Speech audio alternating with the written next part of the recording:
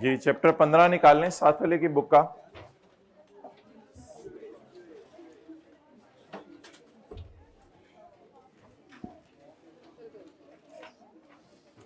साथ वाले की बुक का पेज नंबर 356 निकाल लें। साथ वाले की बुक का पेज 356, उसके ऊपर हेडिंग दी हुई है लास्ट लाइन में बातें करते हुए, appointment of appellate tribunal. Appellate tribunal की अपॉइंटमेंट। अच्छा भाई, एपलेट ट्रिब्यूनल कोई एक जज नहीं होता, इसमें जो है वो एक पूरी टीम है जो कि केस को देखती है। ये कमिश्नर अपील की तरह नहीं होता, एक मोबाइल इस्तेमाल करते हुए, ये कमिश्नर अपील की तरह नहीं होता। तो एपलेट ट्रिब्यूनल में कौन होता है, सबसे पहले हम ये देखते हैं। साथ वाले की बुक में पॉइंट 3 पे आए, a person shall be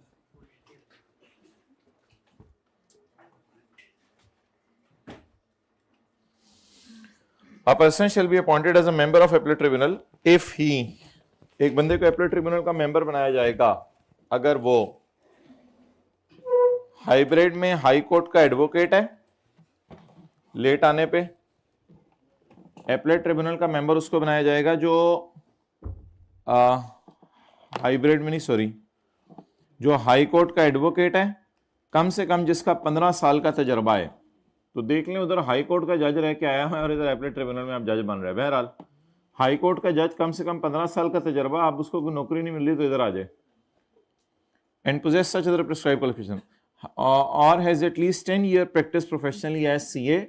CA करने के बाद प्रैक्टिस करते हुए टैक्स की इसको 10 साल गुजर चुके हैं, या कॉस्ट एंड मैनेजमेंट अकाउंटेंट है वो 10 साल गुजर चुके हैं, या ऑफिसर ऑफ इनलैंड रेवेन्यू, जैसे कमिश्नर वगैरह होते हैं, कमिश्नर वगैरह हो, कमिश्नर के ऑफिसर्स होते हैं, एडिशनल डिप्टी वगैरह, ऑफिसर्स ऑफ इनलैंड रेवेन्यू जिस बेसिक स्केल 21 या ऊपर का हो, स्केल नहीं होते गवर्नमेंट एम्प्लॉयज के उस तरह, और is an officer of inland revenue basic scale 20 या बेसिक स्केल 20 का हो, जिसका कम से कम इस ग्रेड में 20वें ग्रेड में 3 साल या उससे ज्यादा का तजर्बा हो। तो ये लोग एपलेट ट्रिब्यूनल के क्या बन सकते हैं, मेंबर। चलें जी, बिस्मिल्लाहिर्रहमानिर्रहीम।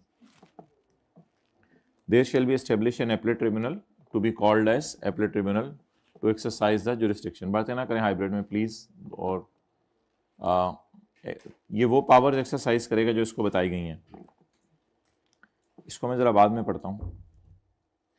एपलेट ट्रिब्यूनल में मेंबर्स होंगे और चेयरमैन होगा, यानी मेंबर्स तो होंगे ही, उन्हीं मेंबर्स में से एक चेयरमैन होगा, as appointed by federal government as per need of tribunal. Federal government shall appoint any member possessing qualifications as chairman. Federal government ऊपर वालों में से किसी को भी चेयरमैन चुन सकती है। फेडरल गवर्नमेंट चुनेगी, फेडरल गवर्नमेंट हुकूमत चुनेगी, बोर्ड नहीं चुनेगा please. The chairman shell hold office for 3 years, और फिर वो 3 साल के लिए कुर्सी का बंदा करार दे दिया जाएगा, चेयरमैन। एंड फेडरल गवर्नमेंट में reappoint the chairman for further term और टर्म्स, और फिर फेडरल गवर्नमेंट ही दोबारा चेयरमैन को अपॉइंट करेगी।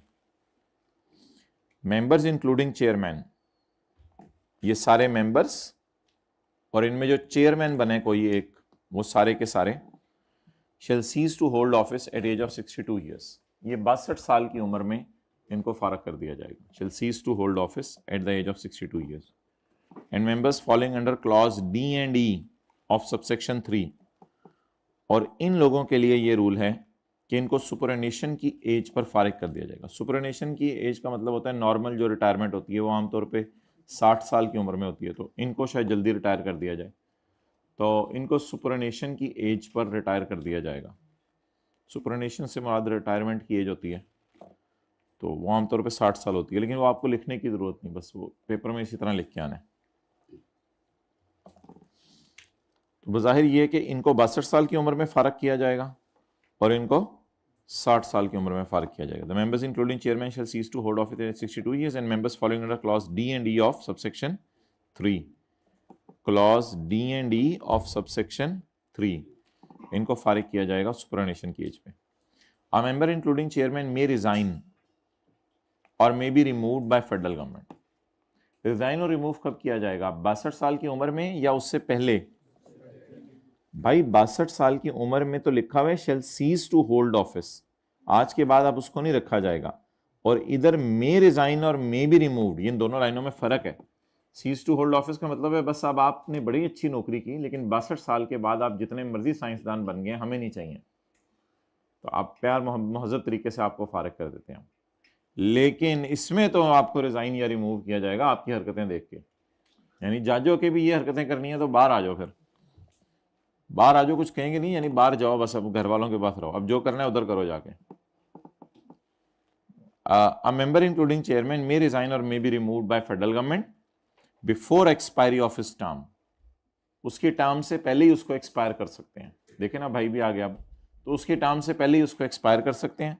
और attaining the age of superannuation, या सुपरनेशन की एज से, यानी कि 62 साल से पहले भी रिटायर कर सकते हैं और सुपरनेशन से पहले भी रिटायर कर सकते हैं। वो तो दोनों के लिए एक ही बात है ना ऑलमोस्ट, तो दोनों को किसी भी वक्त फारिग कर सकते हैं।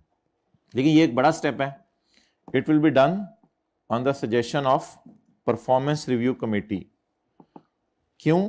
इसलिए कि इनएफिशिएंट था, जज आता था और लोग आते थे केस सुनाने के लिए, जज ड्यू टू इनकॉन्सिस्टेंसी और मिसकंडक्ट। तो जज के अंदर अगर कोई इनएफिशिएंसी या मिसकंडक्ट पाई जा रही है तो फिर जज अब जज कहलाने के काबिल नहीं है। अब इसको घर भेज दें, घर में जज करे चीजें।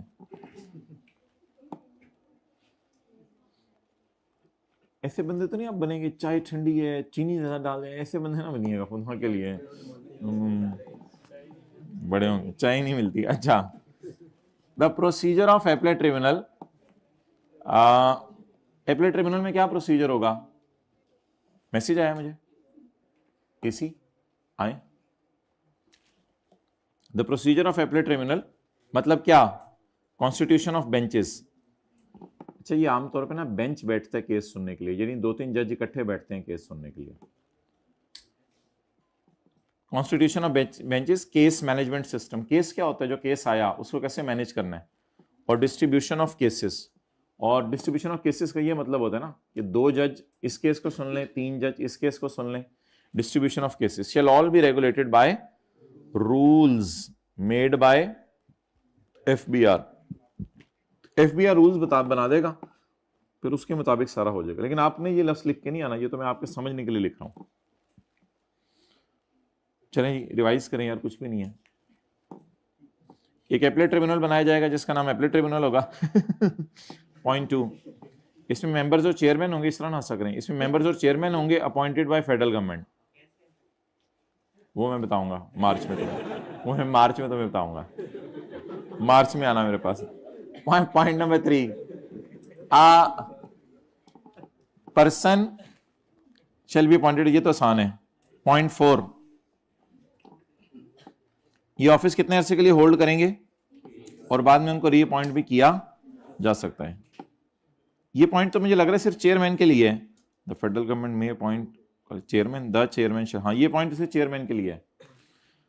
ये वाला पॉइंट 4 जो है ये तो सिर्फ चेयरमैन के लिए है ना, सीएम के लिए। और उसके बाद 62 साल वाली और वो बात हुई है। और अगर ये करते हुए पाए गए या ये करते हुए पाए गए तो फिर ये होते हुए देखेंगे अपने साथ,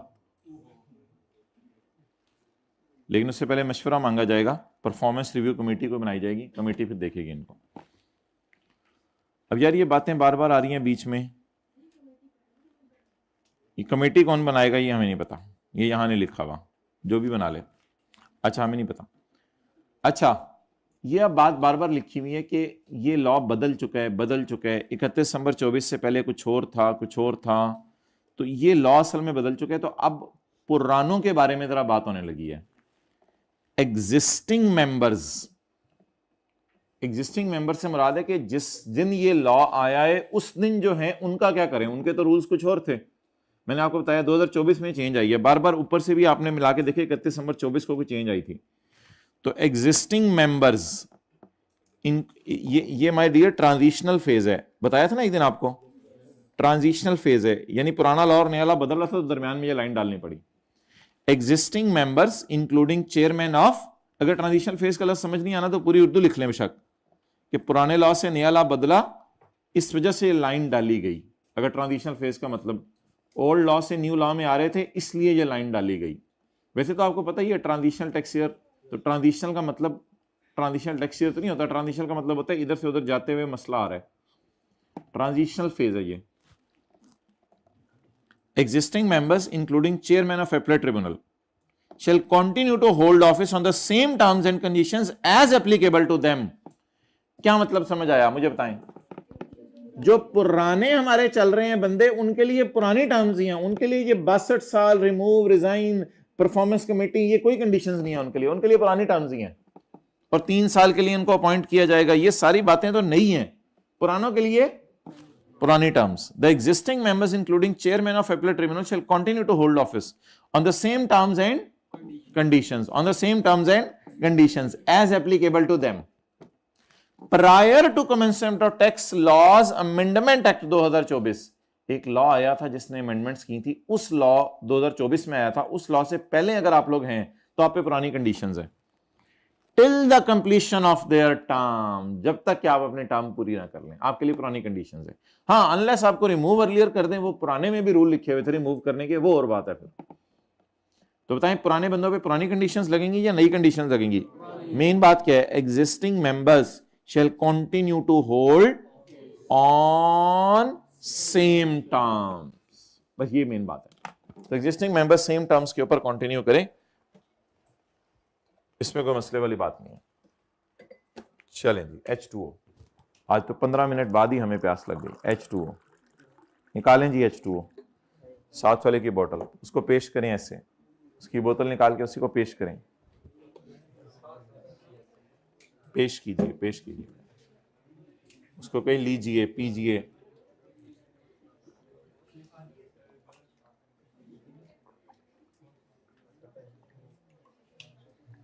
ये जो आप लोग कहते हैं ना ओए तुम, ये अल्फाज निकाल दें जिंदगी से प्लीज। कौन बोलता है? अच्छा, कहते हैं मैं बोलता हूं प्यारे बच्चे। अच्छा, वो बात तो आपकी ठीक है, लेकिन वैसे एक जनरल बात कर रहा हूं, ऐसी कभी बात हुआ करें तो फौरन अपनी तारीफ नहीं। अच्छा जी, तो अपील टू एपलेट ट्रिब्यूनल, भाई ये ऑलमोस्ट सारी वही बातें हैं जो हमने लास्ट क्लास में पढ़ी थी। उसकी हेडिंग बताएं क्या थी? Appeal to commissioner appeal. तो ये भी ऑलमोस्ट वही बातें हैं सारी।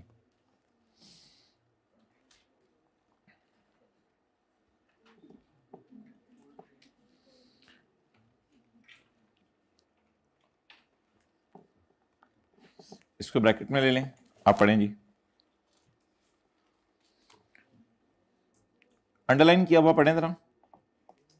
Any person aggrieved by any order may with in 30 days of receipt of such order prefer an appeal to tribunal.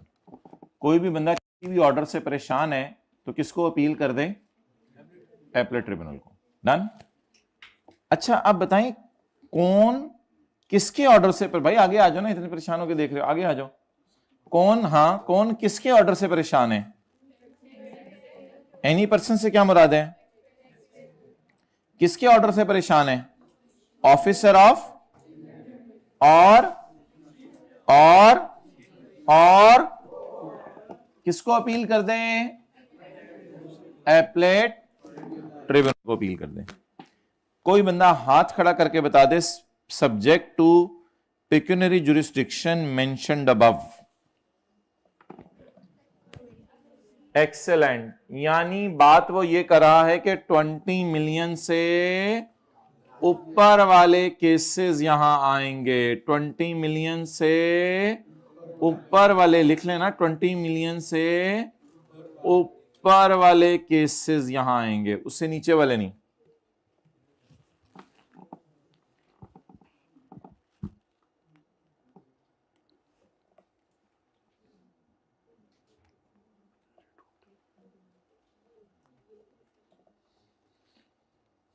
असल में ये पेक्यूनरी होता है मॉनेटरी, पिक्यूनरी होता है monetary.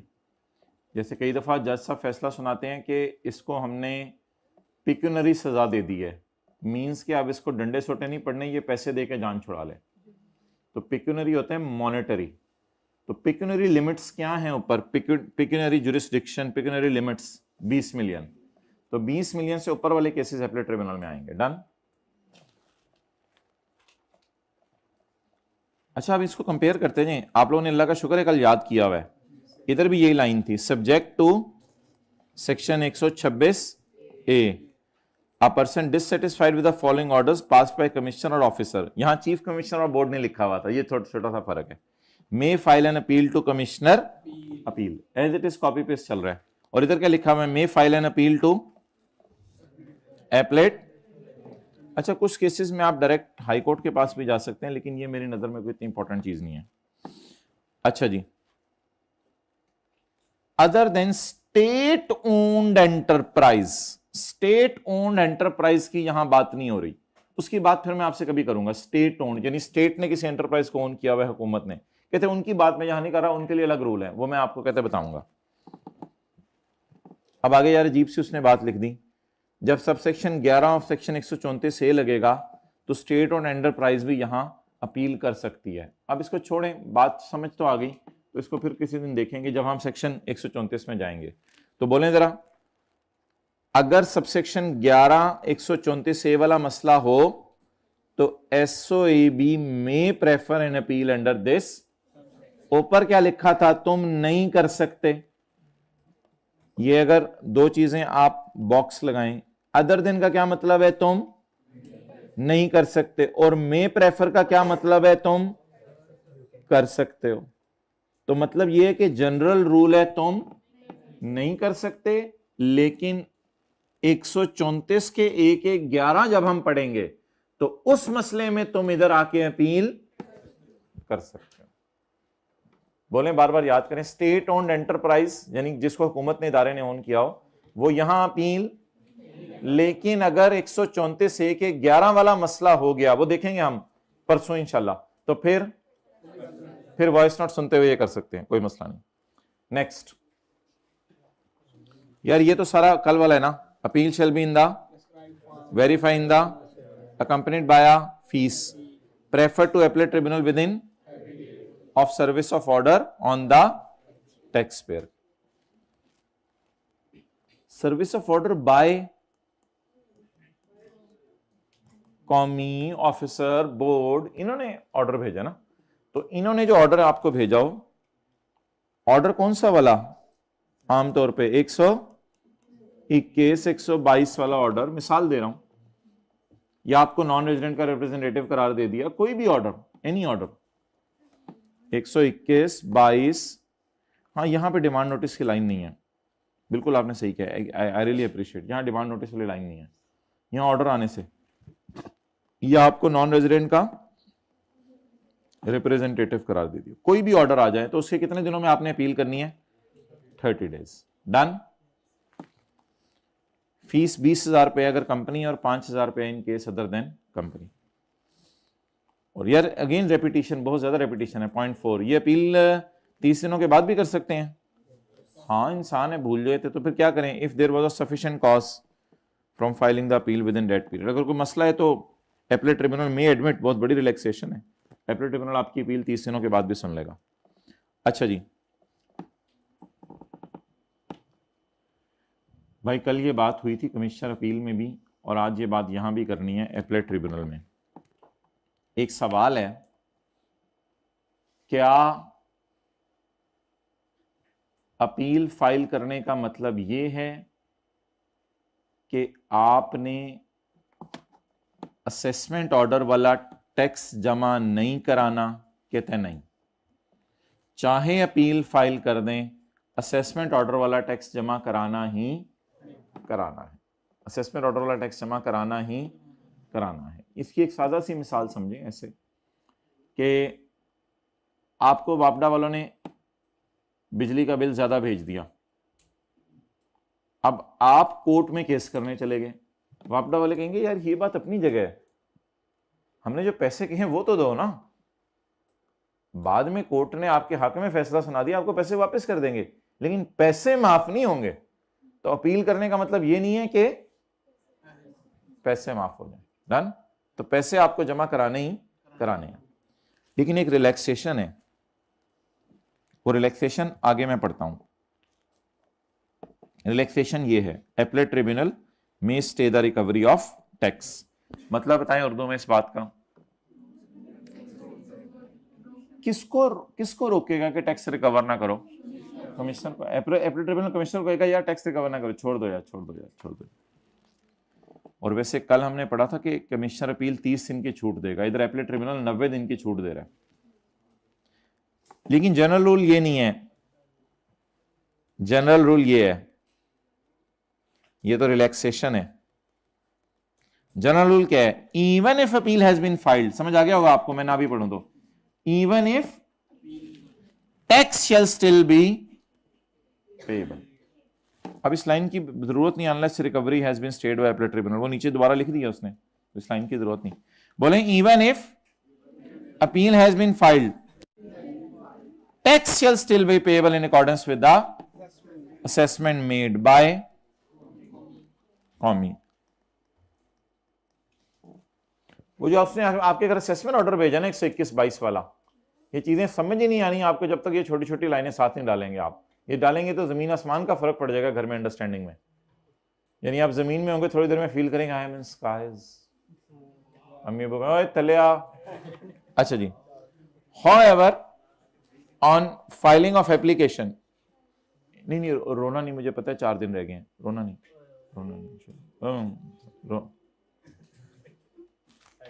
However, on filing of application, साथ वाले से गले मिलेंगे इंशाल्लाह, हम साथ वाले से गले रख के रोएंगे। थोड़ा सा उसका डेमो दिखा दें जरा मुझे, फिजिकल और हाइब्रिड वाला, थोड़ा सा डेमो दिखा दें, साथ वाले से गले रख के रोना।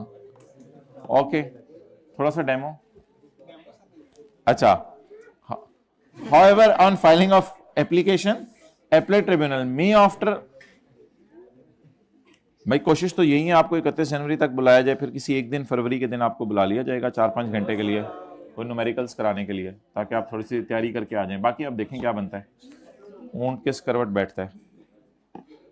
तो आज तो एक्स्ट्रा क्लास 2:30 बजे होगी, पता नहीं ये वो बच्चों ने कुछ किया हुआ FAR 2 वाला ने, तो आज एक्स्ट्रा क्लास 2:30 बजे इंशाल्लाह होगी, ऐसी थोड़ी देर के लिए हल्की फुल्की। However on filing of application the appellate tribunal में, पार्ट टाइम सिंगर वाला सवाल कर लिया, हाथ खड़ा करें, पार्ट बी में जो कराया था, वेल डन। कितने लोग कर लेंगे? अभी चैप्टर 18 का क्वेश्चन 19 था ना, पार्ट बी में। यूट्यूब नहीं है, क्या है, क्या है, व्हाट्सएप पे नहीं आया, और आपने भी सोचा भी नहीं कि पार्ट बी हुआ तो आएगा। ये तो लेम एक्सक्यूजेज हैं, ये तो लेम एक्सक्यूज हैं, या मैं अनाउंस कर दूं और आप लोग खुद ना ढूंढें, इससे बड़ी लेम एक्सक्यूज और क्या हो सकती है।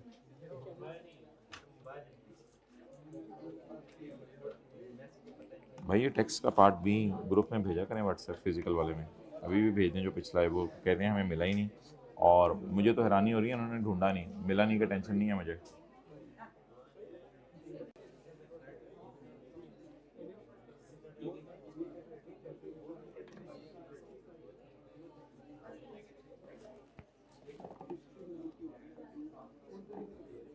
चलें जी, लेकिन भाई एक शर्त है इसमें जो आपको मैंने बताई थी, कोई शर्त बताए। एपलेट ट्रिब्यूनल इसको 90 दिन की छूट देगा, पहले किसको बताएगा? कमिश्नर को, कमिश्नर को बताएगा ना, कमिश्नर यार मैं ऐसा करना चाह रहा हूं, तो ये ब्रैकेट में मैं कर रहा हूं, लेकिन याद जरूर करना है, after giving commissioner opportunity of, commissioner को बता के 90 दिनों की छूट दे देगा। अब बोले क्या नहीं होगा, 90 दिनों में कौन किसको डिस्टर्ब नहीं करेगा? कमिश्नर टैक्स पेयर को डिस्टर्ब नहीं करेगा कि तुम पैसे जमा करवाओ। स्टे ऑर्डर शेल सीज, मतलब बताएं ना, पैसे जमा कराने पड़ेंगे, ठीक है। स्टे ऑर्डर शेल सीज, पैसे जमा कराने पड़ेंगे, and commissioner can recover the, और कमिश्नर टैक्स लेगा आपसे, if the tax payer does not follow the hearing schedule of appeal made by hearing schedule of dates of appeal made by appellate tribunal। इसका मतलब बताएं क्या समझ आया आपको? एपलेट ट्रिब्यूनल ना तारीखें बताया करेगा, हियरिंग शेड्यूल, कि पहली हियरिंग 15 तारीख को होगी, अगली हियरिंग अगले महीने की 12 तारीख को होगी। अगर किसी तारीख पर टैक्स पेयर गायब हो गया तो तुम्हारे गायब होने की सजा तुम्हें यह मिलेगी कि तुम्हें टैक्स जमा कराना।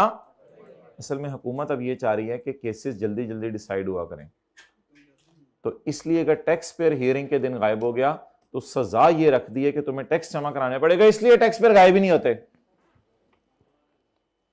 शुक्रिया, समझ आ गई? अच्छा, ये अभी मैं अगले सफे पे आपको पढ़ाऊंगा। एपलेट ट्रिब्यूनल ने अपना फैसला भी कितने दिनों में सुनाना है? फैसला भी अपना 90 दिनों में सुनाना है। उसने कितने दिनों में फैसला सुना था कमिश्नर अपील ने? 30 दिनों में नहीं सुनाना था, 120 दिनों में फैसला सुनाना था। और इसने कितने दिनों में फैसला सुनाने हैं? ये दोनों बातें अलग अलग है, इनको समझ लें। कमिश्नर अपील ने 120 दिन में फैसला सुनाना था, टैक्स जमा कराने की छूट 30 दिन दे सकता था, और अगर ज्यादा मसला हो जाए तो फिर टैक्स जमा कराने की 30 दिन की और छूट दे सकता था, लेकिन उन 30 दिनों में फैसला भी सुनाना था। और यहां कुछ और है, यहां है कि आपने 90 दिनों में फैसला सुनाना है और छूट भी 90 दिनों की देनी है। आखिरी लाइन का कोई मतलब बता दे।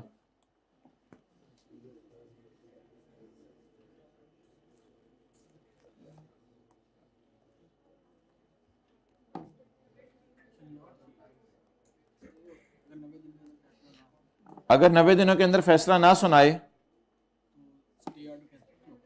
स्टे ऑर्डर कौन सा?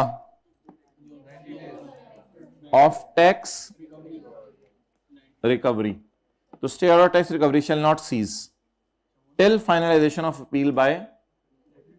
क्या मतलब है भाई? अगर 90 डेज में एपलेट ट्रिब्यूनल अपना फैसला नहीं सुनाता तो स्टे ऑर्डर सीज नहीं होगा, यानी स्टे ऑर्डर चलता रहेगा, यानी स्टे मिला रहेगा। अब आप टैक्स जमा ना कराएं, कोई मसला नहीं। कब तक जमा ना कराएं? पहले मतलब लिख लें सादा सा, फिर इंग्लिश भी समझ लेते हैं। अगर एपलेट ट्रिब्यूनल 90 दिन में फैसला सुनाए तो फिर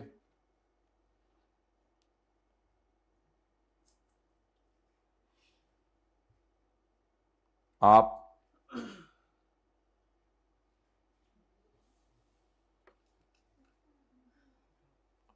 अगर वो 90 दिन में फैसला सुनाए तो फिर आपकी जरूरत नहीं है, तो फिर 90 दिन के बाद भी आपने टैक्स जमा नहीं करवाना। अगर एपलेट ट्रिब्यूनल 90 दिन में फैसला ना सुनाए तो फिर बोलें आपने 90 दिन के बाद भी टैक्स नहीं जमा कराना, जब तक के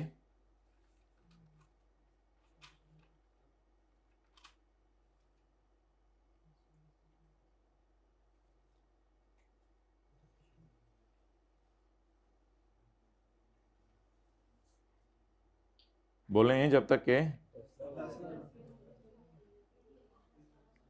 के एटीआर का फैसला ना आ जाए।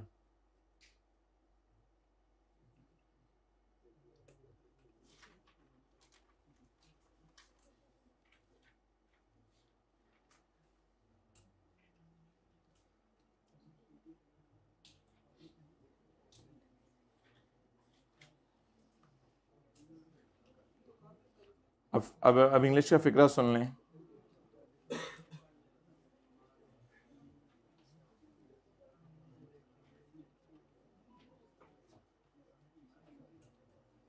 अब इंग्लिश का फिक्रा पढ़ें। Where an appeal is not decided, जहां एक अपील डिसाइड ना हो, कितने दिनों में? Within 90 days. The stay order of tax recovery shall till finalisation of appeal by appellate tribunal. चलें जी आगे।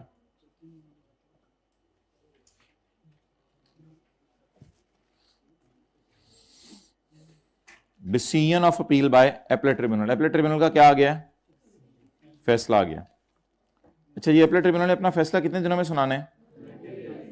इसको छोड़ें यार, ये तो ट्रांजिशनल फेज है, इसको छोड़ें।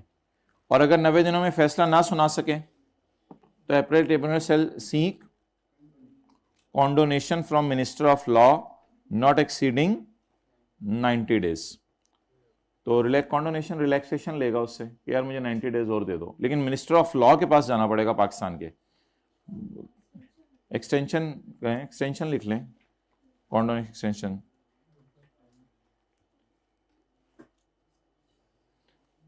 एक्सटेंशन लिख लें, तो एक्सटेंशन ले लेगा 90 डेज की, नॉट एक्सीडिंग 90 डेज। तो इसका मतलब है एपेलेट ट्रिब्यूनल के लिए बहुत मुश्किल है, उसको चाहिए कि 90 दिन में फैसला सुनाए। अगर नहीं सुना सकता तो किसके पास जाए? Minister of law and justice जो पाकिस्तान के मिनिस्टर साहब के पास जाए। अच्छा, अल्लाह का शुक्र है भाई, आपके लिए गुड न्यूज़ है कि ये सारा तो हमने कल ही की क्लास में पढ़ लिया था। तो अब सिर्फ हमारा पॉइंट नंबर जो है वो 2 रह गया है, 3 तो आसान से पढ़ें बस, फिर आज नहीं पढ़ना। और पॉइंट टू में ये लिखा हुआ है, ये नए लॉ में चीज आई है, पुराने लॉ में नहीं थी। एक है alternate dispute resolution committee, ADRC, वो बनाता है बोर्ड, वो बोर्ड बनाता है, वो एपेलेट अथॉरिटी नहीं है। एपेलेट अथॉरिटी तो commissioner appeal, appellate tribunal, high court, supreme court है, वो मैंने यहां नहीं डाली हुई डायग्राम में। वो है ADRC जो बनाता है बोर्ड। अच्छा, बोर्ड बनाता है ADRC, alternate dispute resolution committee. Tax payer जब ATIR के पास केस लेके जाएगा, सुने ना, टैक्स, ये इधर लाके कुछ नोट करने की जरूरत नहीं आपको। टैक्स पेयर जब ATIR के पास जाएगा तो ATIR उसको कहेगा मैं तुम्हें मशवरा देता हूं ADRC के पास चले जाओ, रहने दो, मेरे पास ना केस हल कराओ। और अगर वो नहीं माना तो फिर ATIR आपको हियरिंग शेड्यूल बना के दे देगा, इस महीने की 15 तारीख को आ जाना, अगले महीने की 12 तारीख को आ जाना, और आपकी फाइनल हियरिंग फलां तारीख को होगी, और मिसाल के तौर पे 15 अप्रैल को इंशाल्लाह हम आपका केस डिसाइड कर देंगे, जाएं बस 90 दिनों में आपको फारिग कर देंगे, आए आप जाएं। तो टैक्स पेयर जब ATIR के पास जाएगा तो वो इसको कहेगा इधर चले जाओ। जैसे भाई आपके पास अपना मसला हल कराने आता है तो आप कहते हो जाओ बहन के पास चले जाओ, और अगर फिर वो नहीं मानता तो फिर आप उस मसले को सुन लें। आप भी तो कुछ करें ना जिंदगी में, हाथ पे हाथ रख के तो नहीं बैठे रहना। अच्छा जी, पॉइंट 2 का A और B हाथ खड़ा करके बता दें, समझ आ गया है अंग्रेजी पढ़ के?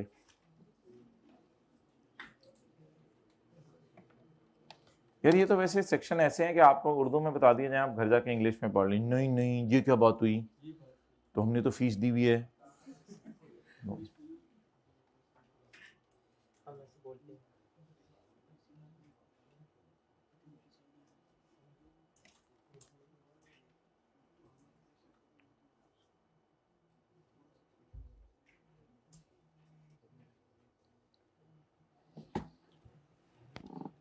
At first hearing of appeal, at first hearing of appeal, appeal करते हुए नहीं, एट फर्स्ट, जब पहले दिन आएंगे आप अपील के लिए, हियरिंग के लिए आ गए, केस सुनाने के लिए आ गए हैं, ATIR shall bring to the notice of taxpayer the provisions relating to ADRC। ADRC की सारी प्रोविजन उसको समझाएगा, यार एक तरीका बना हुआ, उधर जाके हल करा लो, तो नहीं, मेरा दिमाग खाना है, दिल में कहेगा। And if tax payer declines the option, और अगर टैक्स पेयर डिक्लाइन कर दे option of ADRC and wishes to continue with the appeal, appeal कहां पे? इन ATIR, और कहते हैं मैंने तो यही आना है, मुझे तो आप ही पसंद है, मैंने तो आपसे केस का फैसला सुनाना है।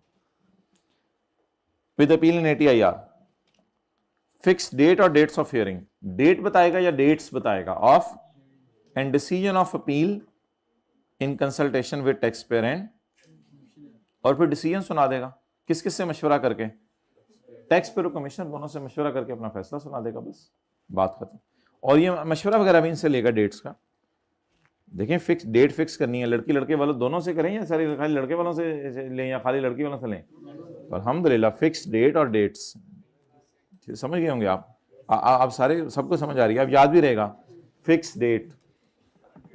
ठीक है, तो टेक्स्ट पर आके घर में क्या बताएगा? डेट फिक्स हो गई है। आमीन वाली बात तो नहीं है, टेक्स्ट पे घर में आके बताएगा अल्लाह का शुक्र है डेट फिक्स हो गई है कमिश्नर के साथ।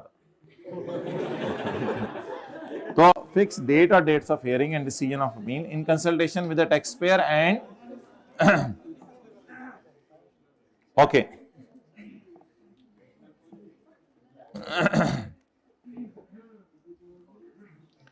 अच्छा, वैसे ये एक दूसरे के दुश्मन होते हैं, लेकिन अक्सर एपलेट ट्रिब्यूनल के दफ्तर के बाहर इनको जब वेट करना पड़ता है तो चाय शाय पीने इकट्ठे ही जाते हैं। मैं आपको सही बात बता रहा हूँ, जारी जारी इनमें डल जाती है, ये चाय चुय पीने इकट्ठे जाते हैं क्योंकि एपलेट ट्रिब्यूनल के दफ्तर के बाहर कई दफ़ा खड़े होना पड़ता है। फिर हाई कोर्ट के दफ्तर के बाहर अगर जाना पड़े फिर तो कई दफ़ा इकट्ठे गाड़ी में आते हैं दोनों।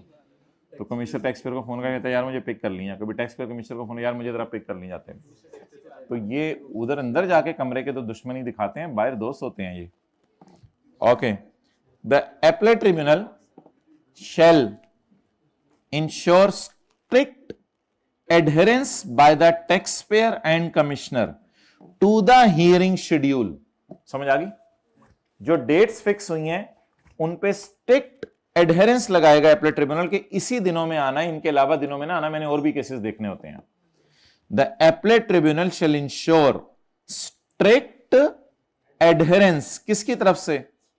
Bye tax pair and by, किस चीज पे उनको मजबूर करेगा? To the hearing schedule and shall hear and decide the appeal on the date और dates fixed. Adjournment shall be granted. Adjournment बिल्कुल पसंदीदा नहीं है। कमिश्नर अपील में लिखा होता है एडजॉर्न किया जा सकता है फ्रॉम टाइम टू टाइम, इधर एडजॉर्नमेंट बिल्कुल पसंदीदा नहीं है। ये सारी चीजें हुकूमत खत्म कर रही है, कहती है बस 90 दिन में फैसला सुनाया करो, लोगों को ना तरसाया करो। एडजॉर्नमेंट खत्म कर रही है।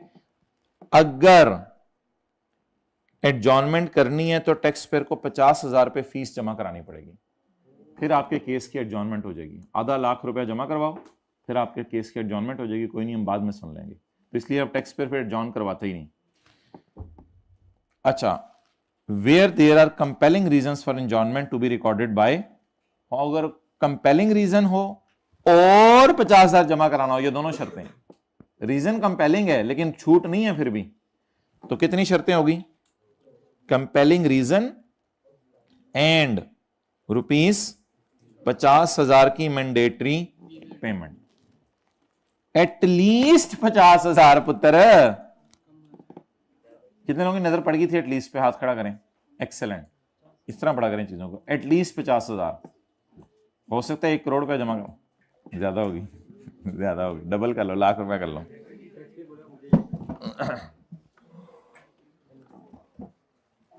चलें जी ओवर। बाकी तो आप लोगों ने लास्ट क्लास में पढ़ लिया था, याद है ना? कंफर्म, मॉडिफाई और कैंसल। 30 को 32 नहीं किया जा सकता। ईओपी की असेसमेंट अगर चेंज हो जाए तो ये करना है। सारा as it is copy paste है। तो 2-3 मिनट लगाएं क्योंकि मुझे पता है ये भी याद नहीं अच्छी तरह किया हुआ। मैं सिर्फ 1-2 बच्चे की बात कर रहा हूं, आप सबने किया हुआ है। वो 1-2 मैं ही हूं सर, आपको क्या बताऊं। चले, रिवीजन हो जाएगी एज इट इज कॉपी। ये 1-2 लाइनें शायद मुझे नहीं लग रही हैं। Where the appeal relates to an assessment order, यानी अपील रिलेट्स टू सेक्शन 121 और 122। Where appeal relate to decision other than assessment, यानी आपको नॉन रेजिडेंट का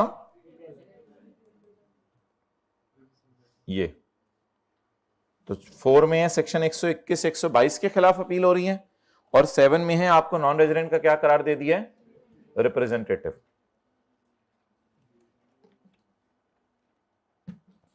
where appeal relates to an assessment order, where appeal relates to an assessment order, the appellate tribunal may make an order to confirm। confirm कितना था किसी को याद हो? 32। Cancel कितना था? कैंसल 20। और मॉडिफाई कितना था? 22। तो मैं कंफर्म, मॉडिफाई और कैंसल द असेसमेंट ऑर्डर। तो बहुत अच्छी बात होती है ना, यानी असेसमेंट ऑर्डर कमिश्नर का बिल्कुल कैंसिल ही कर दिया, कमिश्नर रो रहा है। Remand the case to commissioner for making inquiry और टेकिंग। ये बैक का लफ्ज डाल लें तो फिर इंशाल्लाह मुझे उर्दू भी नहीं करनी पड़ेगी। समझ आ गया? बैक का लफ्ज डाल के remand the case back to commissioner. Commissioner को तुम ही दोबारा काम करो, तुम सही काम नहीं करके आए, मैं फैसला नहीं सुना रहा। Remand the case back to commissioner for making further inquiry और टेकिंग, और may make order as appellate tribunal may think fit, जो भी मुनासिब समझे फैसला सुना दे बस। और एक बात सुन लीजिएगा, एपलेट ट्रिब्यूनल आपका टैक्स बढ़ा नहीं सकता, यानी 32 से 34 पे इनकम नहीं लेके जा सकता। ये तो लास्ट क्लास में बात हुई थी। The appellate tribunal shall not increase the amount of assessment और decrease the amount of refund unless show cause notice is given to tax payer. ये तो वही कॉपी पेस्ट हुआ है। अगर एओपी के खिलाफ फैसला आ गया तो इसके नतीजे में क्या करना पड़ेगा? पार्टनर्स के खिलाफ भी फैसला सुनाया जाएगा। लेकिन कौन किसको इजाजत देगा कि आप पार्टनर्स के खिलाफ मूव करो? एपलेट ट्रिब्यूनल कमिश्नर को इजाजत देगा, अब तुम इनके पार्टनर्स के खिलाफ केस करो। अगर अपील के फैसले के खिलाफ change in made in assessment of AOP और new assessment of AOP is ordered, कान में बातें करते हुए, तो the appellate tribunal shall authorize the कॉमी to amend the assessment of members of AOP also. Partners की भी बदल दें। इस सूरत में जनरल टाइम लिमिट्स जो सेक्शन 122 वगैरह में दी हुई है ना, वो नहीं लगेंगी। 122(2) वाली 5 साल वाली टाइम लिमिट्स नहीं लगेंगी। And where the appeal relates to decision other than assessment, यानी कि आपको क्या करार दे दिया उसने? नॉन रेजिडेंट का representative. The appellate tribunal may make an order to confirm. Confirm का क्या मतलब हो? तुम नॉन रेजिडेंट के रिप्रेजेंटेटिव हो, तुम नॉन रेजिडेंट के रिप्रेजेंटेटिव तुम नहीं हो, या तुम रिप्रेजेंटेटिव नहीं हो? तुम रिप्रेजेंटेटिव। वेरी का मतलब होता है कुछ अरसे के लिए हो, कुछ अरसे के लिए नहीं हो, कुछ भी कर दे। And issue the directions. Appellate tribunal अपना फैसला विद द एपलेट ट्रिब्यूनल में मेक एन ऑर्डर। इधर देखिए भाई, मेक करके रखे,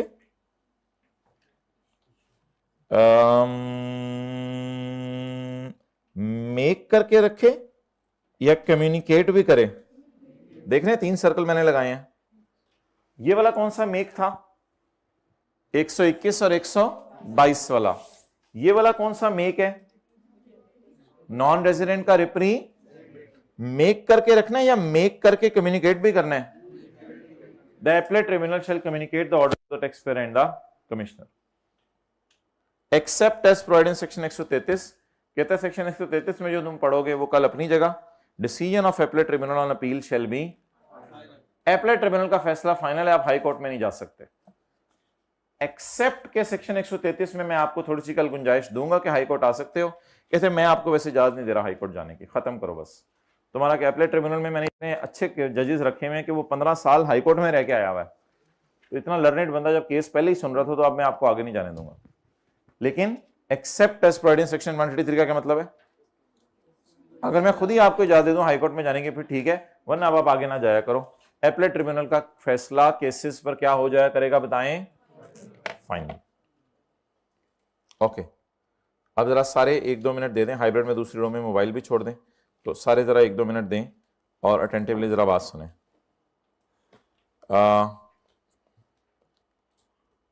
सारा सुने दोबारा, ऑडियो रिकॉर्डिंग ऑन कर लें। पेज 354।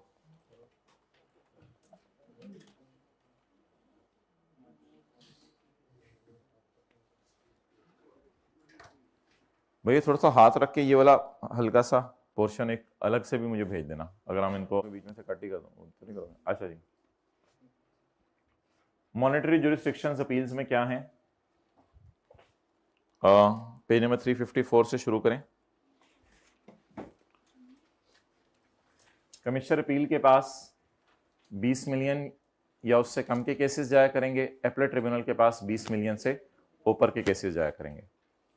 वैल्यू ऑफ असेसमेंट का यह मतलब है कि जो नेट टैक्स आपका बढ़ रहा है, यानी आपका पिछला टैक्स जो है वो 18 मिलियन था, नया टैक्स आपका 22 मिलियन है, तो 4 मिलियन का केस है, तो इधर ऊपर जाएगा फिर कमिश्नर अपील के पास। एक बंदा या ऑफिसर जो कमिश्नर अपील के फैसले से मुतमईन नहीं है, अब वो डायरेक्ट कहां चला जाए? High court. और सिमिलरली एक बंदा या ऑफिसर एपलेट ट्रिब्यूनल के फैसले से मुतमईन नहीं है, तो वो कहां चला जाए? High court. लेकिन हाई कोर्ट अभी हम पढ़ के आए हैं, जाना नहीं चाहिए वैसे, लेकिन जाने की इजाजत है कुछ शर्तों में। और ये तो माय डियर क्या थी? Transitional provisions. तो इनको मैं पढ़ लीजिएगा, आप लोगों को पढ़ाई में है। Appeal to commissioner appeal.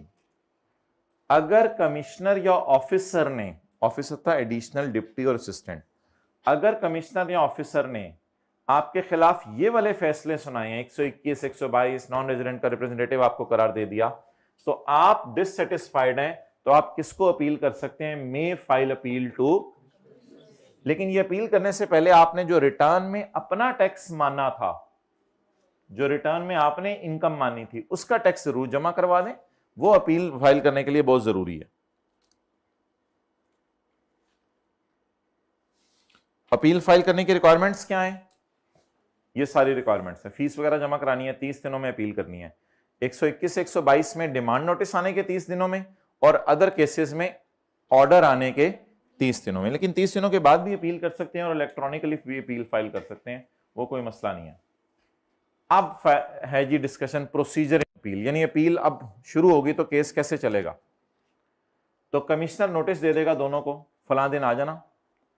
अगर कमिश्नर अपील को समझे, अगर कमिश्नर अपील समझे कि टैक्स लेना by commissioner from undue hardship है टैक्स पेयर के लिए, तो कमिश्नर स्टे कर देगा 30 दिनों का, कि 30 दिन तक टैक्स ना ले। कौन? किससे? कितनी आसान बातें हैं। कमिश्नर अपील में stay the recovery for further 30 days, और भी 30 दिन की छूट दे सकता है, लेकिन फिर कमिश्नर अपील को इन 30 दिनों में क्या करना पड़ेगा? केस का फैसला सुनाना पड़ेगा। वैसे आमतौर पे कमिश्नर 120 दिन में फैसला सुनाना होता है, लेकिन अगर दूसरी दफा रहम का मादा जागा तो उर्दू में लिखवाया हुआ पड़ा था घर जाके, तो फिर आपको 30 दिन फर्दर मिल जाएंगे। 30 दिन में अगर कमिश्नर ने आपको ये कह दिया कि 30 दिन, कमिश्नर अपील ने ये कह दिया कि 30 दिन और देता हूं टैक्स जमा कराने के लिए, फिर कमिश्नर अपील को इन 30 दिनों में फैसला सुनाना पड़ेगा। कमिश्नर अपील में before hearing of an appeal allow an appellant to file any new ground. Sorry, adjourn करने की यहां इजाजत है, और एडजॉर्न करने की यहां कोई वो नहीं है कि पेमेंट वगैरह 50,000 की करो, ऐसी कोई रिस्ट्रिक्शन नहीं है। तो कमिश्नर अपील में before hearing appeal allow appellant to file new ground, new ground आपको जमा कराने दे देगा। और ये बात तो आसान सी थी। पॉइंट 5, कमिश्नर अपील कोई ऐसा एविडेंस आपका नहीं मानेगा जो आपने कमिश्नर के सामने पेश किया हो, लेकिन अगर कोई जेन्युइन कॉज हो तो वो फिर मान भी लेगा आपका एविडेंस। वो जो सफा फाड़ के फेंका था हमने। अब ये डिसीजन आ गया। पहला सेक्शन था आपने अपील करनी है उसको, दूसरा सेक्शन था प्रोसीजर क्या होगा, तीसरा सेक्शन है फैसला। फैसले 3 सुना सकता है, कंफर्म, मॉडिफाई और कैंसल। इधर पॉइंट ए और बी है, उधर ऊपर थोड़ा सेक्शन डाला हुआ था और बाद में नीचे डाला हुआ था। आपको भी मैंने दिखाया था वो जो मेक और मेक को मैंने सर्कल किया था। तो ये वाली लाइन नीचे जाके देखिएगा एपलेट ट्रिब्यूनल में थोड़ी ऊपर लिखी हुई है, और ये वाली लाइन उसने एंड में डाल दी हुई है।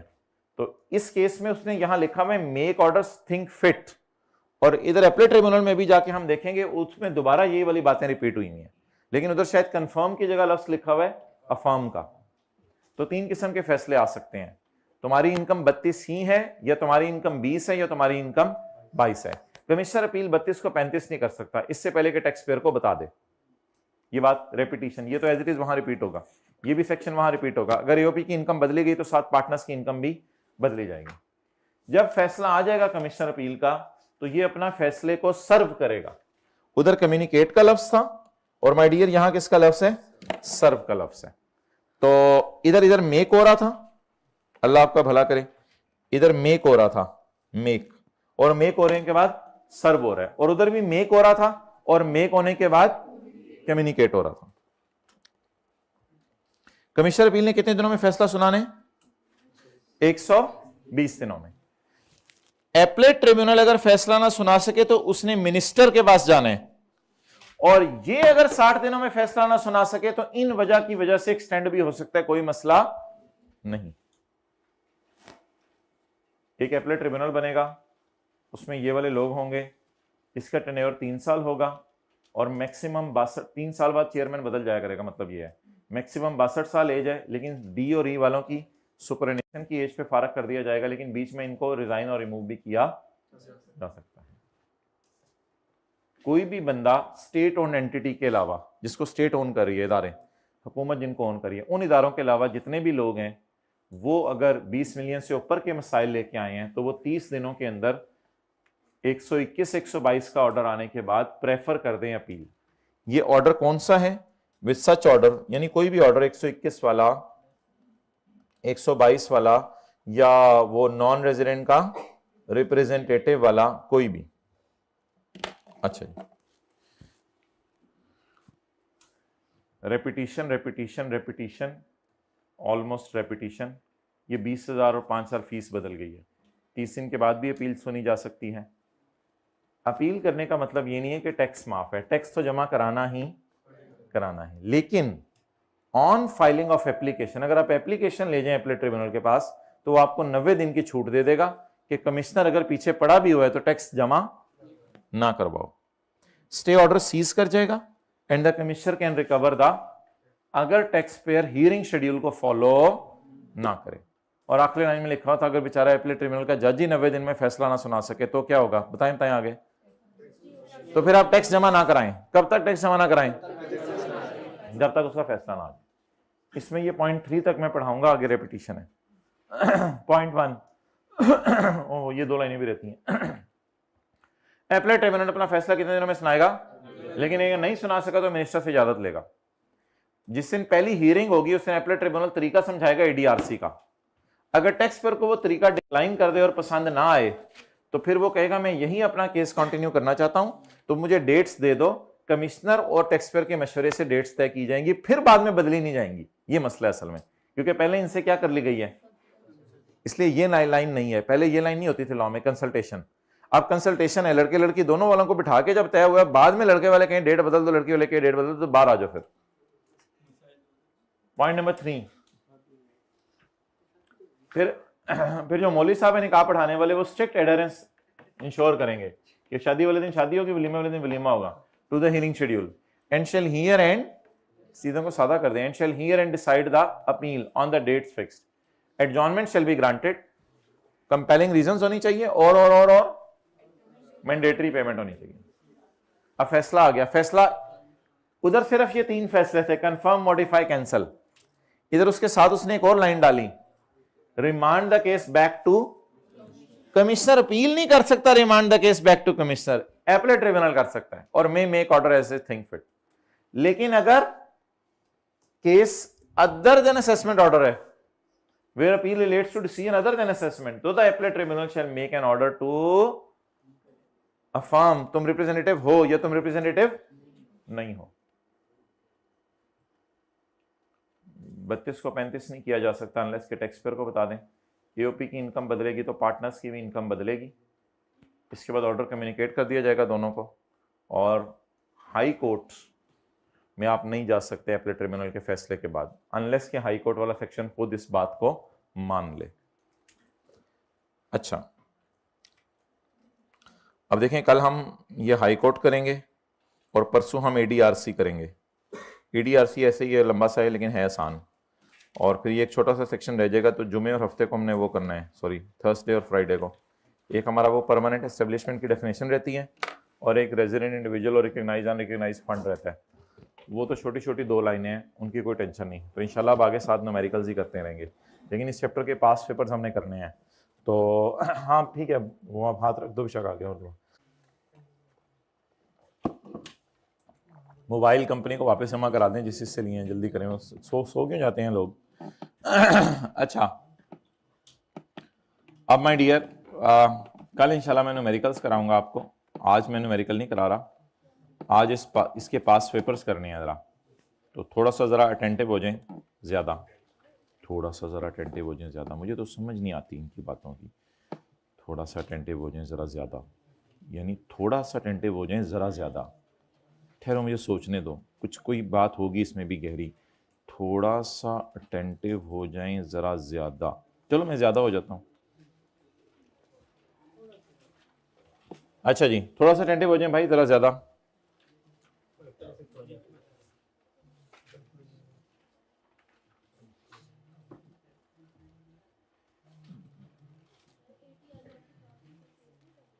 हाँ जी, वो 2 लाइनें जो रह गई थी, चलें आप याद करा दीजिए एंड पे, मेरा नहीं दिल चाह रहा वहां वापस आने को। पेज 370,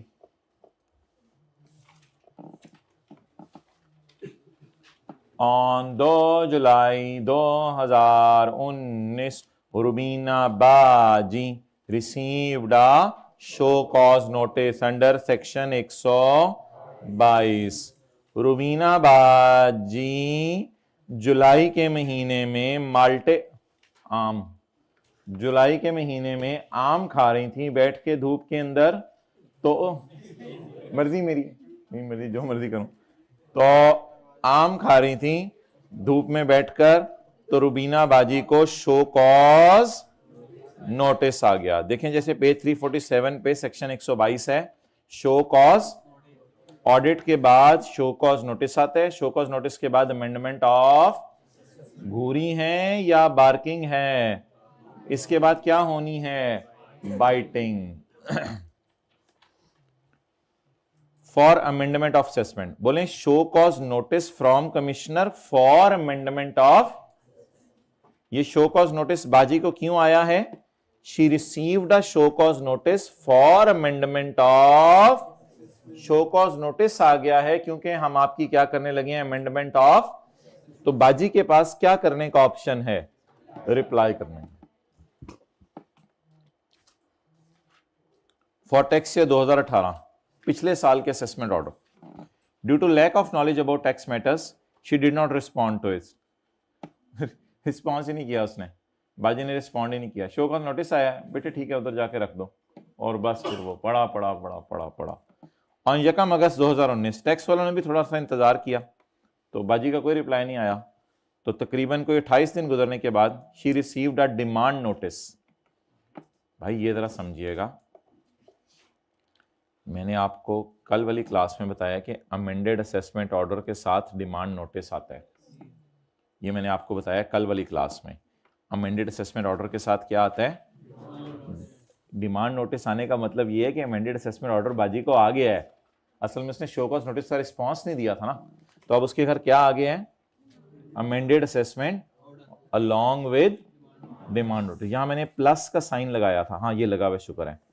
तो ऑडिट स्टार्टेड, बल्कि यार ये पूरी कहानी आपको पता है, audit started and show cause notice issued and you replied, तो बेचारे ने रिप्लाई भी नहीं किया, एंड यू रिप्लाइड एंड कॉमी issued a amended assessment order plus amended assessment order demand notice इकट्ठे आते हैं। इसका मतलब ये होता है यानी तुम्हें काट लिया टीका भी लगवाओ, काट लिया टीका भी लगवाओ, तो डिमांड नोटिस का मतलब है आप टीका लगवाओ, आके काटने के बाद टीका लगवाते हैं ना, डॉगी को या अपने आप को, डॉगी को, अच्छा हाँ, डॉगी इतना फ्री ना हुआ करो साथ वाले के साथ। On 1 August 2019 she received a demand notice, मजा आना शुरू हो रहा है थोड़ा थोड़ा, she received a demand notice under which she was required to pay 6,10,000 with in 30 days. अब तो बाजी ये नहीं कहेगी कि मुझे मैटर नहीं है, हुण बाहर आएगी, अब लैक ऑफ नॉलेज नहीं चलेगा, अब 6,10,000 जमा कराओ, हाँ बेचो चूड़ियां अपनी जहेज वाली, with in 30 days on account of undeclared income, तूने हमें इनकम ही नहीं बताई, and N amended assessment order for 2000, और अमेंडेड असेसमेंट ऑर्डर भी आ गया आपको, डिमांड नोटिस आया आपके घर and N amended assessment for 2018 under section 122 from commissioner inland revenue, commissioner inland revenue के घर से आपको जो है वो डिमांड नोटिस आ गया दफ्तर से। रुबीना इज डिससेटिस्फाइड, होना थी, मैंने पता थी, अब तो इसने होना डिससेटिस्फाइड, अब 6,10,000 रुपए इसने देने with the order issued by CI and wants to file an appeal to commissioner appeal. अब ये चाह रही है कि मैं कमिश्नर अपील के पास जाऊं, अब ये क्या चाह रही है, मैं कमिश्नर अपील के पास जाऊं, तो 20 मिलियन से कम है, 6,10,000 है, तो ठीक है जाओ कमिश्नर अपील के पास, कोई मसला नहीं। अब ये चाह रही है मैं कमिश्नर अपील के पास जाऊं, थोड़ा सा पता है इसका मतलब है, टैक्स का पता है, because payment of this amount will cause undue hardship to her, क्योंकि ये अनड्यू हार्डशिप है मेरे लिए, बड़ी संभाल संभाल के मैंने चूड़ियां रखी हुई थी, 4 सालों से पहनी भी नहीं, पड़ी पड़ी आपको पता है घुस जाती हैं अक्सर, तो अंडर द प्रोविजंस ऑफ खाला जी का ऑर्डिनेंस मेड बाय खालू जी state the time within which appeal may be filed by Rubina to commissioner appeal। मुझे बताएं कमिश्नर अपील को कब अपील करें, मेरे भाई एग्जैक्ट उसने ये वाला पॉइंट पूछा है कल वाला, इट विल बी, ये मैंने आपको लिखवाया था यहां, it will be lodged with commissioner appeal within 30 days of service of demand notice serve होने के 30 दिनों में आपने जाना है। जरा बताएं माय डियर, डिमांड नोटिस किस दिन सर्व हुआ इसको? अच्छा, पेपर में अगर कभी आ गया ना 1 अगस्त को मेक किया था उसने और भेजा आपके घर 2 अगस्त को था, तो फिर 2 अगस्त को समझने रिसीव हुआ है। सर्व होने के बाद या उसके बनने के बाद 30 दिन? आपको जब चीज मिली उसके बाद ही आपने एक्शन लेना है ना। उसने जब बना लिया या आपको जब मिल गया? अच्छा, अब यकम को नहीं गिना करना माय डियर, यकम से आगे 30 गिनने हैं। वो तो गिनना आसान है, 31 हो जाएंगे ना, इसमें तो कोई टेंशन नहीं। तो 2 2 3 4 5 गिने तो 31 को 30 दिन पूरे हो जाएंगे। State the time period within which she may file. She is required to file an appeal with commissioner appeal within 30 days of service of demand notice. Therefore, in this case, she will file appeal. पूरा लिख के आएंगे। State the time period within which, पूरा लिख के आएंगे। So she will file the appeal by 31st अगस्त 2019। तो ये माय डियर इसने पूछा है सेक्शन 127 के 3 का ई, सेक्शन 127 के 3 का ई। माय डियर कितने लोगों को समझ आ गया था? यही सेक्शन पूछ रहा है। चलें अगला फिर ट्राई करता हूं मैं, फिर आप समझाता नहीं, अगर आप लोगों को ज्यादा समझ आ रहा है तो। नहीं, सही समझ आ रहा है अल्हम्दुलिल्लाह, और मैं 90% लोगों को समझ आएगा। दोज हु आर स्टडीइंग, जो पढ़ नहीं रहे उनका तो मैं क्या करूं। डिस्पोज का मतलब होता है ना डिसाइड करना, अपील। जी, सेक्शन का नंबर बताएं।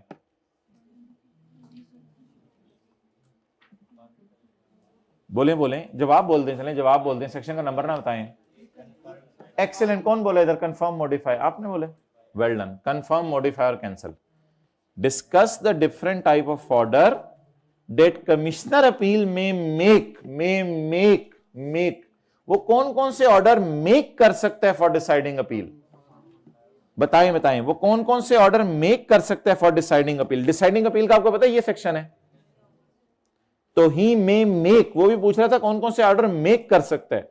Make an order to confirm, modify और cancel the assessment order after examining the evidence and causing inquiries. ये सारा लिख के आएंगे। 129 के 1 का ए लिख के आना है, बी नहीं लिख के आना। नॉन रेजिडेंट का रिप्रेजेंटेटिव वाला, असल में नॉन रेजिडेंट का रिप्रेजेंटेटिव का सिनेरियो तो मैं एक एग्जांपल देता हूं। असल में 121 और 22 वाले इधर है, बाकी सारे फिर नीचे आ जाते हैं। असेसमेंट ऑर्डर वाले ऊपर होंगे, बाकी सारे नीचे आ जाएंगे। जी, 129 के 1 का ए, ये तो यार आसान है, ये तो बता दें। Excellent. 30 days। Explain what actions the commissioner appeal में टेक।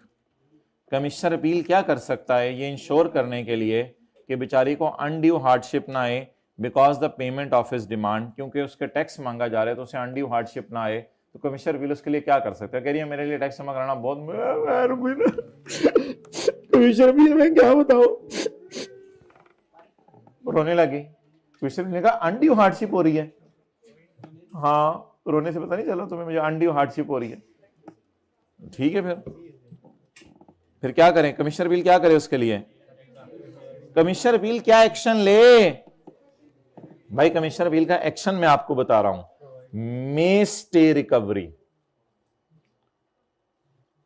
ही मे स्टे, ये एक्शन है जो कमिश्नर अपील ले। वो कमिश्नर को कहे यार इसको टैक्स जमा कराना अनड्यू हार्डशिप है तो इसको रिकवरी दे दो, तो ही या शी? और भाईजान रुबीना की बात नहीं हो रही, अभी कमिश्नर अपील की बात ही हो रही है। होते कमिश्नर अपील भी वैसे बाजी हो। चलें छोड़े, बात टेक्निकल हो गई, लोगों को ज्यादा समझ नहीं आ रही तो कौन रिलैक्स कर सकता है 30 दिनों के लिए? अच्छा, मेरे ख्याल से 1A 1AA दोनों लिखाइएगा, दोनों ही लिखाइएगा। 1A भी लिखाइएगा, 1AA भी लिखाइएगा, यानी 30 दिन की एक दफा छूट दे दे, और अगर फिर दोबारा आकर रोना डाल दे बाजी तो फिर 30 दिन की और छूट दे दे। बाजी है तीनों के गुस्सा आया। अब सॉरी भाई, आपसे गिरा, सॉरी मैं समझा किसी स्टूडेंट से। ठीक है जी, रुबीना फारूक, आगे चलें फिर। एक और थी, बाजी रिश्ते कराती थी, मुझे मिल नहीं रही।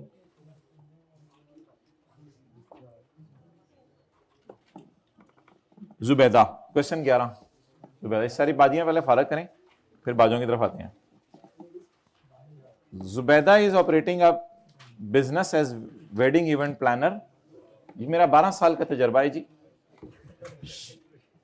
उसने अपनी मुकम्मल रिटर्न जमा करवा दी है फॉर टैक्स ईयर 2007 ऑन 20 अगस्त 2007। ये तो टाइम पे जमा कराई है, 30 सितंबर तक जमा करानी होती है ना, तो उसने 20 अगस्त को ही जमा करा दिया। बातें ना करें हाइब्रिड में, लास्ट राउंड। तो साल कौन से? 2000। इसकी रिटर्न कब जमा कराई है? 20 अगस्त 2007 को। ऑन यकम सितंबर 2012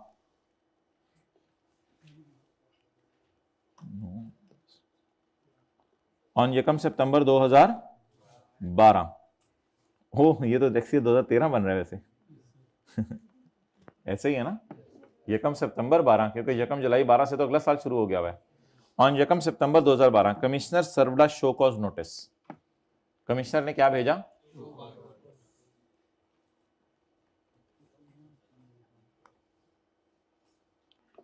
बोले माय डियर, कमिश्नर ने क्या भेजा? Commissioner served a show cause notice. Commissioner ने एक शो कॉज नोटिस भेजा requiring her to explain the certain receipts. कुछ पैसे तुम्हारे पास आए हैं तुम्हारे अकाउंट में बिलावल की शादी से। उसकी होगी अभी नहीं हुई, तो लो किसी और की कर लो। तो किसकी शादी हुई थी? 2000, चलो जिसकी भी हुई थी, to her account during tax 2007 में शादी हुई थी किसी बंदे की, उस शादी से तुम्हें जो है वो पैसे आए थे। अब आपके चाचू की हुई है तो हमें नहीं पता उनका, हम कोई मशहूर पर्सनैलिटी की पूछ रहे हैं। मेरे चाचू की हुई है 2007 में। चाची की भी होगी ना, चाचू की चाची से हुई होगी। चाचा ने चाची को चांदनी चौक में चीनी के चम्मच से चटनी चटाई। लेकिन ऑब्वियसली गाड़ी में बैठ के पर्दे की हालत में उन्होंने चटनी, लोगों के सामने तो मुनासिब नहीं लगता ना, तो अच्छा गुमान किया करें। ये मुहावरा सुनता है बंदा, कहता है यार ये पब्लिकली क्या कर रहे हैं। अच्छा गुमान कर लिया करें, गाड़ी में बैठे हुए। तो आगे चलें। Zubaida is uncertain. Rubina dissatisfied थी और ये अनसर्टन है, ये मसला है। अब ये क्या करें? Zubaida is uncertain. Zubaida uncertain है as to whether CIR is empowered. CIR के पास इतनी ताकत है कि इतने अरसे बाद मुझे शो कॉज नोटिस भेजे, तुमने मुझे शो कॉज नोटिस भेजा, तुम्हारी हिम्मत कैसी हुई? मैं बाहर आ रही हूं। अच्छा ठीक है, आ जा, उसको तो नहीं तड़ी लगाएगी ना, बाहर आ। तो जुबैदा ने नहीं, उसका रिश्ता नहीं कराएगी कमिश्नर का। ये कमिश्नर है, वो नहीं इन बातों से हो सकते वैसे आइडिया। तो Zubaida is uncertain as to whether commissioner is empowered to issue a show cause notice after lapse of so many years. अच्छा बताएं, शो कॉज नोटिस की तो कोई टाइम लिमिट नहीं है, लेकिन शो कॉज नोटिस इससे पहले पहले आना होता है। शो कॉज नोटिस देखिए, ऐसी कोई टाइम लिमिट लॉ ने नहीं बताई हुई कि इसके दरमियान कितना अरसा है। आपको पता है, आप जब एज्यूम्ड असेसमेंट ऑर्डर आपको इश्यू हो जाता है तो उससे यहां तक 5 साल है फाइनेंशियल ईयर के एंड से, तो ऑब्वियसली शो कॉज नोटिस भी फिर उसी के अंदर अंदर ही लपेटना है ना आपने। तो अब वो कह रहा है कि शो कॉज नोटिस इसको आ गया, इससे लग रहा है काफी अरसे बाद आया है। ओ बाजी ऐसी बात नहीं है, काफी अरसे बाद नहीं आया, जरा हमें भी चेक कर लेने दें। किसी अच्छे बच्चे को पता है यहां से 5 साल गिनने शुरू करने हैं, क्योंकि ये साल तो हमारा साल है। इस साल रिटर्न जमा हुई और रिटर्न एज्यूम्ड असेसमेंट ऑर्डर बनी, तो इसके बाद 5 साल गिने, 1 2 3 4 फड़ेगी जुबैदा, मारेगी। सही है। इसकी अनसर्टेनिटी को रिमूव करें। कौन सा सेक्शन पूछे बोले? 122 का 2। पहली दफा अमेंडमेंट होने लगी या पहले भी हो चुकी हुई है फिर दोबारा होने लगी है? पहली दफा ही होने लगी। ऐसा तो कुछ नहीं लिखा हुआ है, वो तो फिर हम लिखते हैं if an assessment order has been amended. कोई दोबारा अमेंडमेंट तो नहीं हो रही, मेरे ख्याल से तो पहली दफा हो रही है। तो इसको शो कॉज नोटिस आ गया है। शीद साइड ते हट जा, हुण मैं जरा सही तरह चैप्टर पढ़ांगा हुण अज तू ना। अच्छा, तो if an assessment order has been amended या पहली दफा अमेंड होने लगा? एडवाइस जुबैदा। आ भी हमारे पास गई। Advise Zubaida about the validity of show cause notice issued by commissioner. तो क्या लिख के आएंगे, an assessment order can be amended within from the end of the financial year in which the commissioner is और is assumed to have issued the, therefore an assessment order can be amended by 30 June 2000। therefore in this case Zubaida's uncertainty is hereby removed by me, sorry, therefore in this case yes, the show cause notice issued by commissioner is valid because amended assessment order can be passed within from the end of the, ठीक है, done.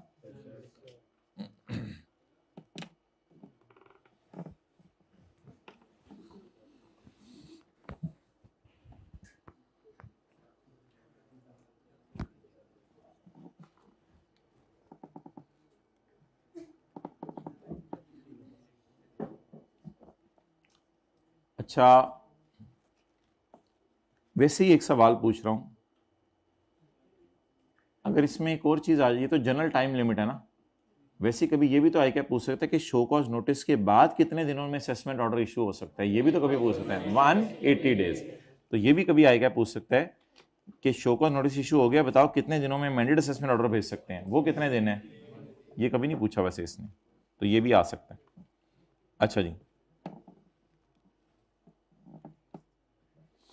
Question number 12। अब जी बंदे आ गए हमारे, बुढ़ियां खत्म हो गई।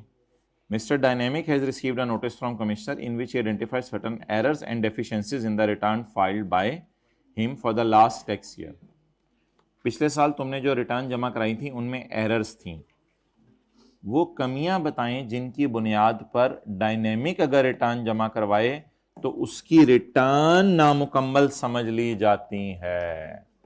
वो कमियां बताएं जो अगर डायनेमिक की रिटर्न में हो, ये मैंने आपको 1.5-2 महीने पहले पढ़ाया हुआ है। क्या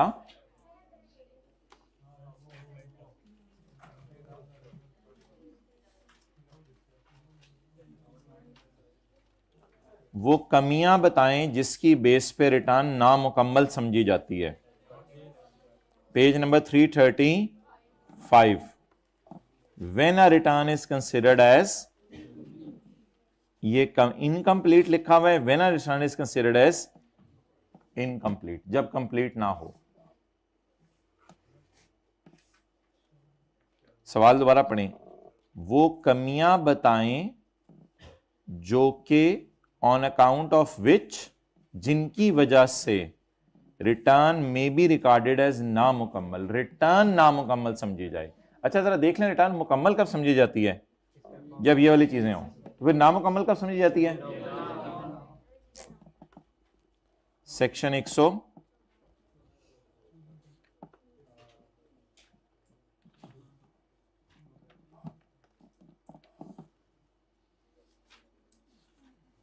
अच्छा भाई, हमारे जो ओवरऑल सेक्शन थे ना, चैप्टर 15 का जो पहला सफ़ा है वो था मेरा रिटर्न जमा करवाना। उसमें ये था कि मैंने रिटर्न जमा नहीं करवाई तो 5 साल या 10 साल की रिटर्न मेरे से मांगी जा सकती है और मुझे 30 दिन में जमा करवानी है। फिर था कि गैस बंद, बिजली बंद, फ़ोन बंद वाली बात।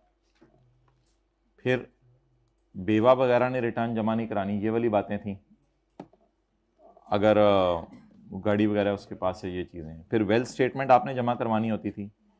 फिर जिसके $10,000 या $1,00,000 की भी कहानी थी उसने जमा करवानी होती थी। फिर अगर एक बंदे ने अपना बिजनेस डिसकंटिन्यू कर दिया उसने रिटर्न जमा करवानी होती थी।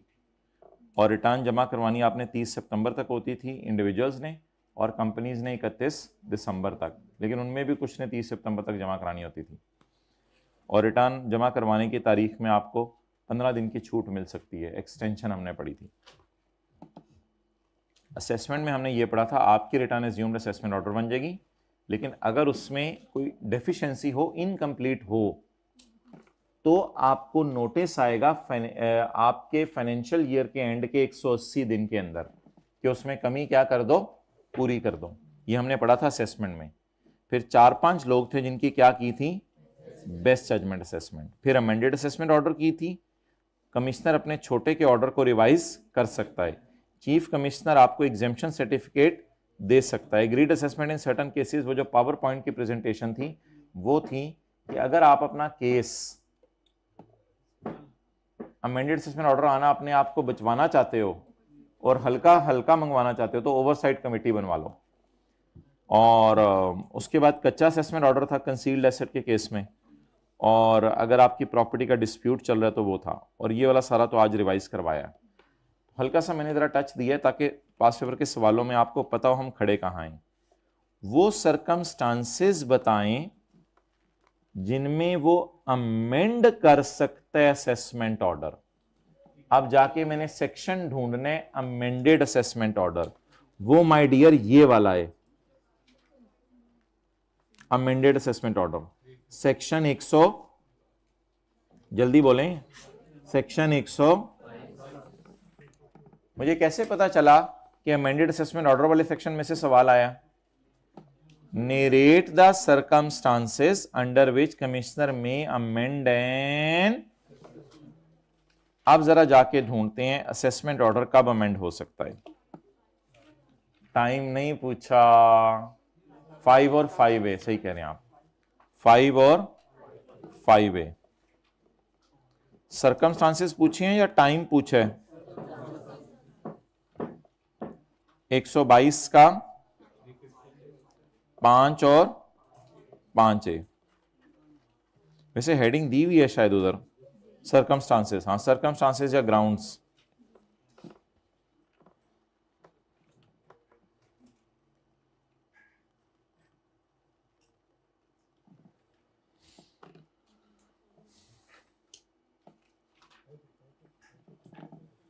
List the persons who are required to furnish a return of income.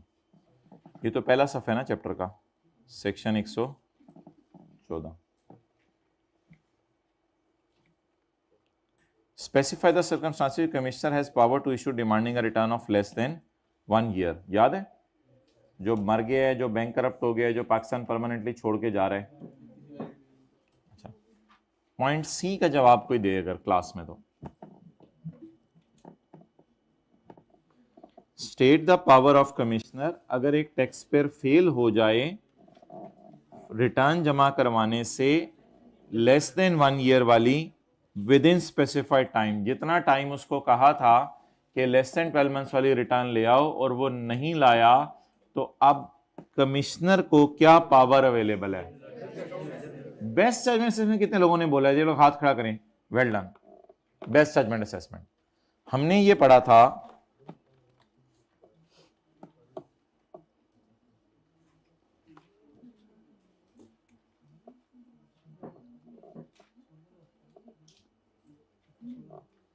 हमने ये पढ़ा था, if a person fails to furnish an return in response to notice under subsection 3 of section 114। और इसमें मैंने आपको बताया था अगर आप रिटर्न जमा ना करवाएं 114 के 3 के तहत तो आपकी क्या हो जाएगी? बोलें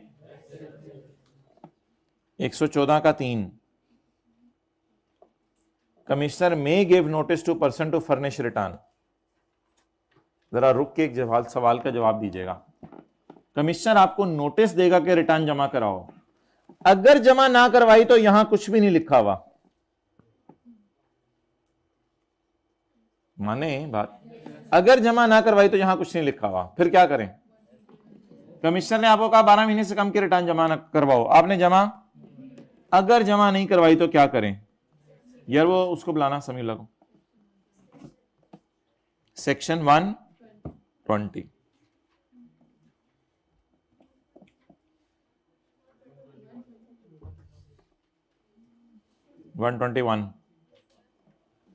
If a person fails to furnish a return under subsection 3 of section 114, the commissioner may, based on available and exercise best judgment, make an assessment of income and new assumed distribution challenge। यहां तक लिख के आएंगे सारा, ये लाइनें नहीं लिख के आएंगे BCD।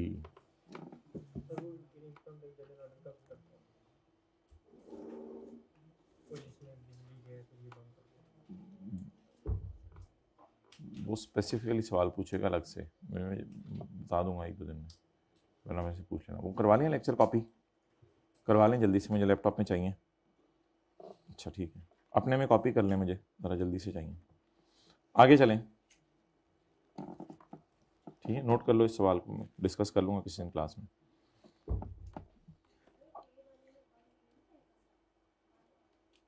हाँ 1 ये तो लिख दें, वो असल में 6 नंबर है, उससे वो 1 से काफ़ी हो जाना था। Under the provision income tax ordinance determine the date by which appeal can be filed with commissioner appeal. Date बतानी है एग्जैक्ट जब आपने अपील करनी है कमिश्नर अपील को। असेसमेंट है 2014 की, असेसमेंट ऑर्डर आया है 31 दिसंबर 14 को, लेकिन डिमांड नोटिस सर्व हुआ है 1 जनवरी को। आप बता दें डिमांड नोटिस सर्व होने की तारीख से गिनना है या जब बना था, मेड या सर्व? ये तो इकट्ठे आते हैं, मैंने आपको बताया था, डिमांड नोटिस और अमेंडेड असेसमेंट ऑर्डर इकट्ठा आता है।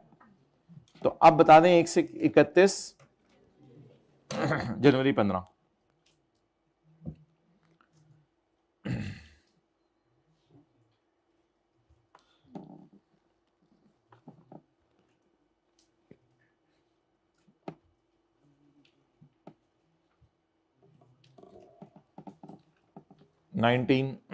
किन बंदों ने रिटर्न जमा करानी है? वही 114। किन्होंने 12 महीने से कम की रिटर्न जमा करानी है? वही। ये बताएं, नतीजा बताएं, अगर एक बंदा अपनी रिटर्न जमा ना करवा सके 12 महीने की तो क्या करें? वही जवाब दोबारा आया, सेक्शन 121 का 1। अगर एक बंदा 12 महीने की रिटर्न जमा ना करा सके नोटिस देने के बावजूद भी, तो हम उसकी क्या कर सकते हैं? बोलें, बेस्ट जजमेंट, क्योंकि सेक्शन 121 शुरू ही यहां हो रहा था, if a person fails to.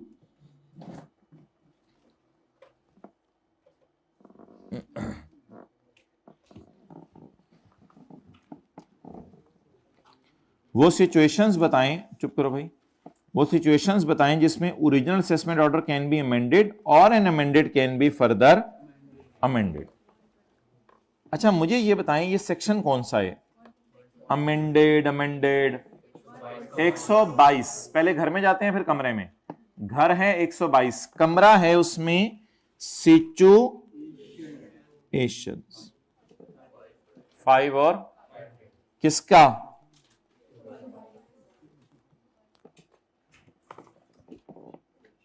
बातें ना करें हाइब्रिड में, आखिरी रो में। Also state the time limit, time limit बताएं विद इन विच ओरिजिनल और प्रीवियसली अमेंडेड कैन बी। कौन कौन सी टाइम लिमिट पूछ रहा है?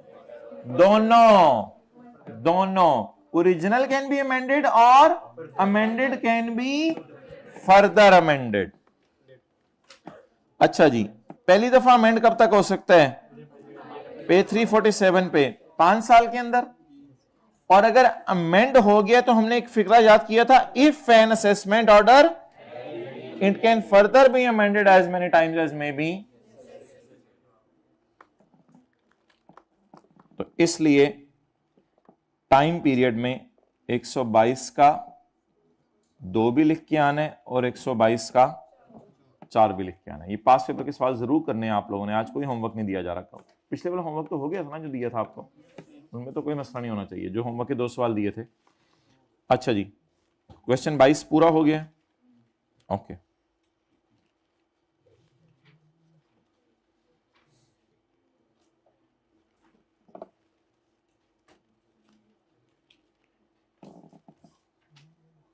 भाई 4 सिचुएशंस बताएं under which an appeal may be filed with a commissioner appeal. 4 situations बताएं जिसमें अपील कमिश्नर अपील से फाइल की जा सकती हैं under the income tax. 4 situations बता दें ना जब आप कमिश्नर अपील को अपील कर सकते हैं। यार ये तो आसान सा था, 4 सिचुएशंस जब आप कमिश्नर अपील को अपील कर सकते हैं। यार मेरे ख्याल से ना वैसे ये लाइन आप जरूर लिख के आइएगा, नए लॉ वाली। पुराने लॉ का ये सवाल है, नई ये लाइन जरूर लिख के आइएगा। A person dissatisfied with the orders having tax impact of less than 20 million. Best judgement assessment amended लिखाइएगा, हेल्ड पर्सन लायबल। बस ये 4 काफी हैं, ये नीचे वाले 2-3 लिखाइएगा, वो आपकी मर्जी है। कितने पॉइंट्स लिख के आने हैं? बस किन 4 सूरतों में किसके पास जा सकते हैं?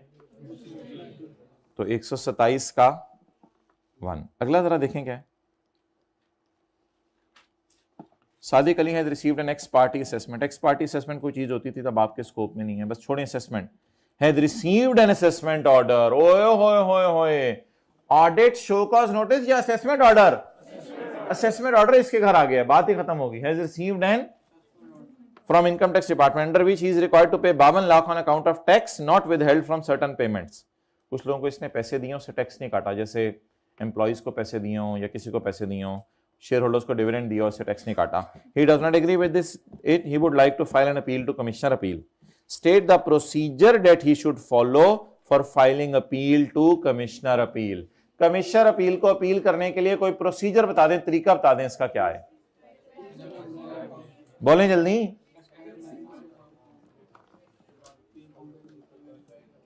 मेरे ख्याल से ये requirements for filing appeal.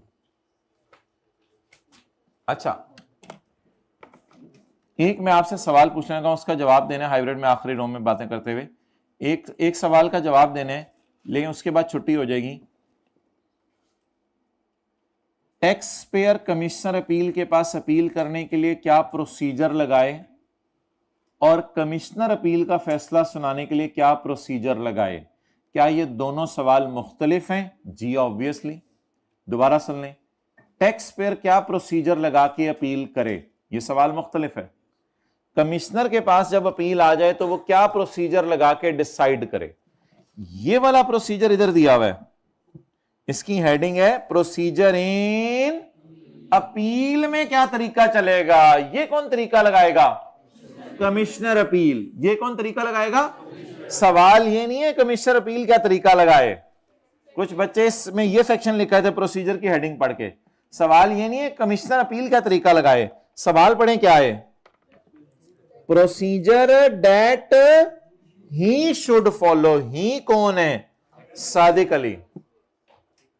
For filing appeal, for filing appeal, appeal जमा कराने का क्या तरीका है?